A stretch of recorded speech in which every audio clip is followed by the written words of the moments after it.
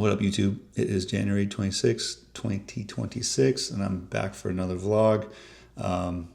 This time I am going to do something simple. I'm just going to answer some questions from you guys, the community, and yeah, just not overthink this. I'm not trying to overthink this anymore. Just going to answer some questions. First one, actually I have 3 questions from my boy Xavier Top Floor. Xavier, if you don't know, is a dope rapper from Southern California. I've been working with him for about a year and a half, and we've found some markets. He's growing in different markets. He's pulling up to different markets. He dropped an album last year called Loyalty Not For Sale, super dope project. Check it out when you can. My favorite song on that is called The Most.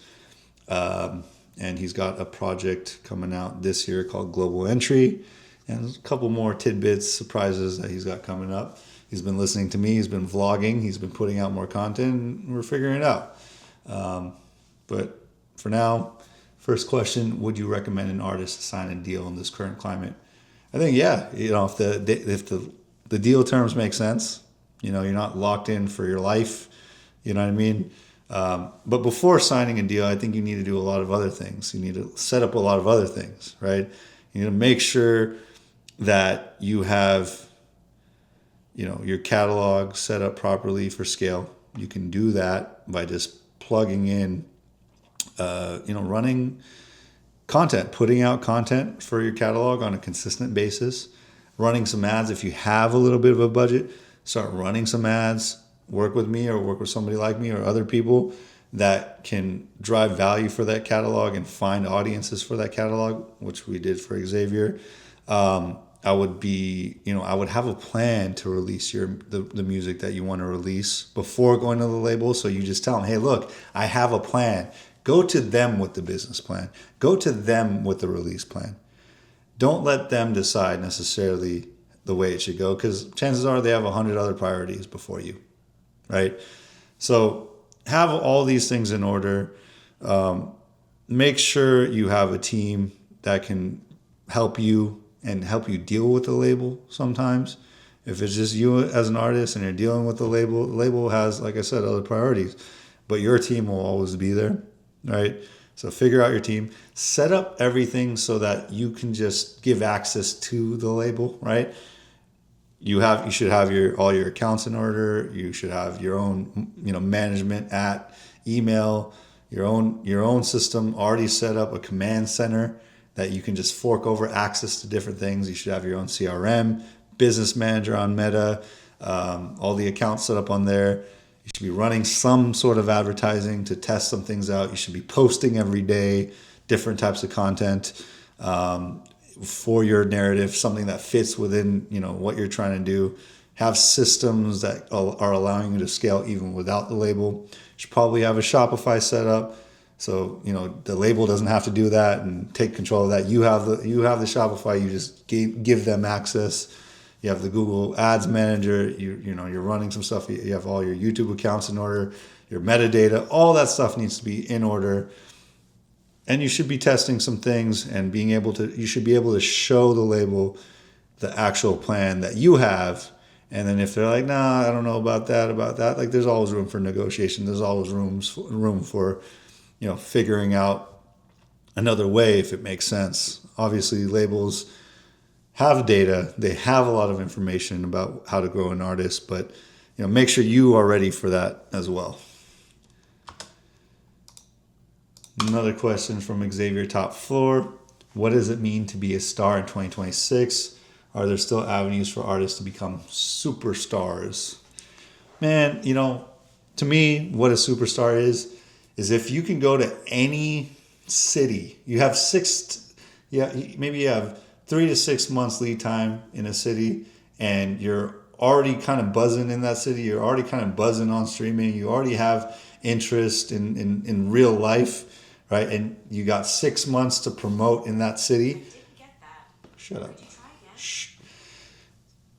You have 6 months to promote in that city, and you can fill out a room for 2,000 people, 2,500 people, and you can do that in 10 major cities around the world, then you're a superstar, right? If you're just streaming and you can't fucking sell tickets, then you're not a superstar. If you're streaming even mediocre, but you can pull up to a city and you got 6 months to promote there beforehand, and we run everything, and you can pull in 2,500 people, and that's 10 cities around the world, you're a fucking superstar in my book. And because that means that real life motion can turn into more. It can turn into more and more and more. You built a community at that point. You built a true community at that point. And you have a lot more. You can take that community 10x. If you got 2,500 people in 10 cities, 25,000 people pulling up to your shows around the world, you can turn that to 100,000. It takes some time, energy, effort, but that's a possibility, and you're already a superstar in my book. Next question. If somebody gave you $100,000 for an artist, how would you spend it? I would break it down. There's 3 parts to all of this, right?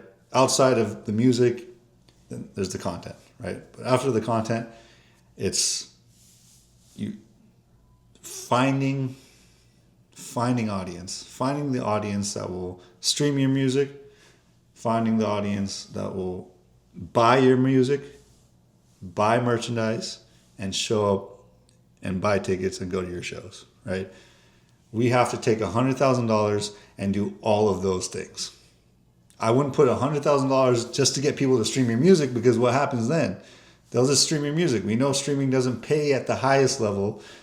It pays you over time, but to spend $100,000 all on getting people to stream your music is foolish when you have tools like Meta and Google and TikTok, where these are truly ad platforms. I would say once you have the content down and you have the systems moving and you're creating content, dropping content, you need to test with ads.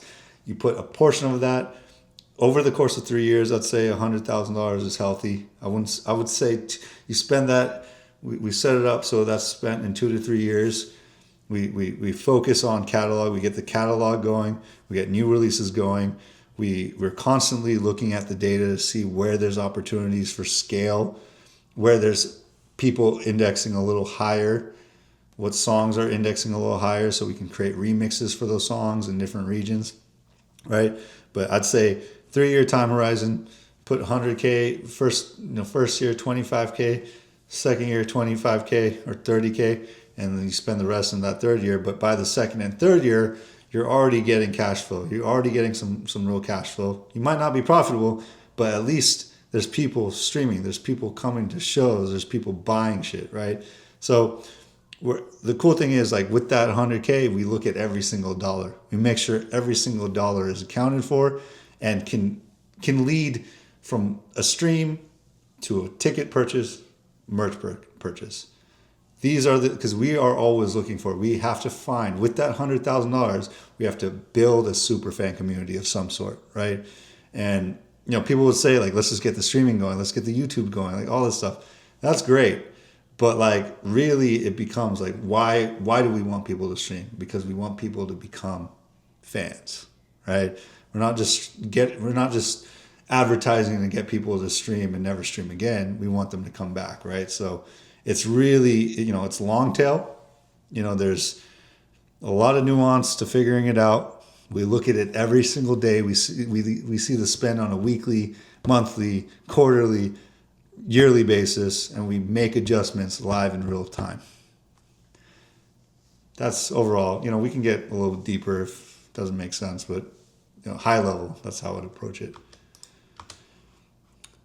Yeah, and then the last thing. Okay, this is from this guy, the Opium Studio. More of a statement than a question. It's interesting, from the marketing arm of music, we are constantly pushing artists to smash the content grind. But that perpetual pressure of self-broadcasting is obviously super exhausting. I agree. Shit is crazy. Having such an oversaturated buyer's market pushes musicians into a space where it seems they have to be content creators as well. Yep. It's definitely super tough for artists. What Daniel said on micro versus macro was super poignant. The social vanity metric is a massive stumbling block, IMO. Artists should be focusing on niche, maybe focusing on their geolocal markets. I love the idea that social media is going to be it's at least partially going to implode, and there's going to be a resurgence of IRL. Agreed on all parts. And it sucks, like, musician, especially if you're a musician, it's like, you didn't sign up to be a content creator. I get it. Yeah, it's, I think there's room for everything in the stack. There's room for a lot of different types of content. And that's basically what all this is now. Everyone who is pushing stuff out from a company, if it's a company, if it's an artist, if it's a label or whatever, like people, it's about pushing content out and getting in feeds, right? Unfortunately, you have to be a content creator if you want to be surfaced in the feeds, right?